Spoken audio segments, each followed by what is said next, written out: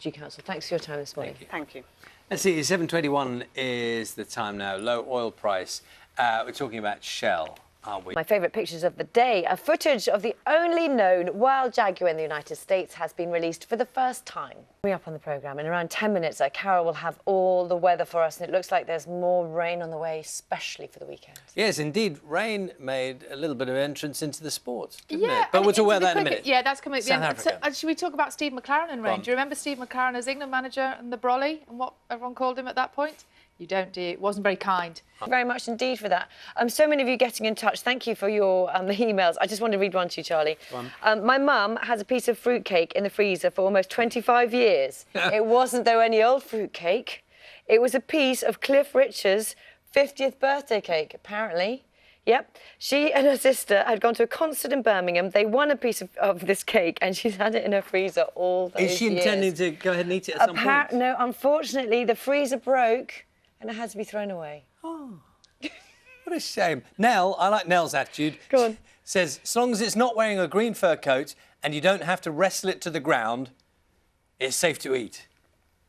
I'm not sure that's technically correct. Just to clarify, that's not the official guidance. It is not the official guidance. I was reading it there. It's, no, it's different. Oh, thank you for getting in touch. We'll read more of them later as well.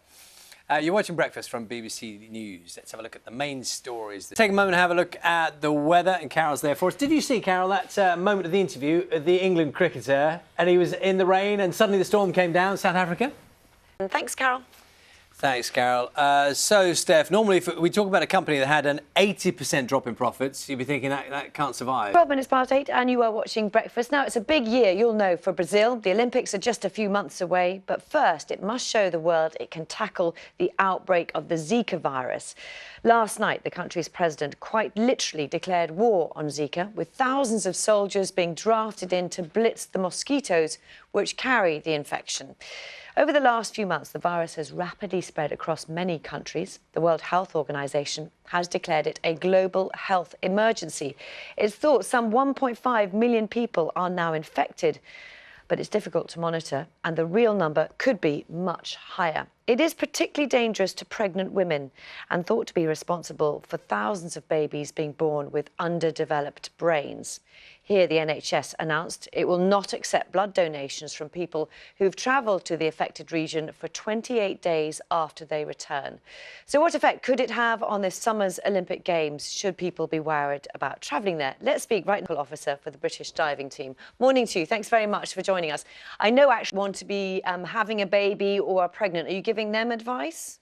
So fortunately, the Olympic Games happens when it's winter. So do you think then the risk is going to be too key, isn't it, to these athletes that they stay in tip-top health condition, and any kind of travel is an anxious time for them, presumably?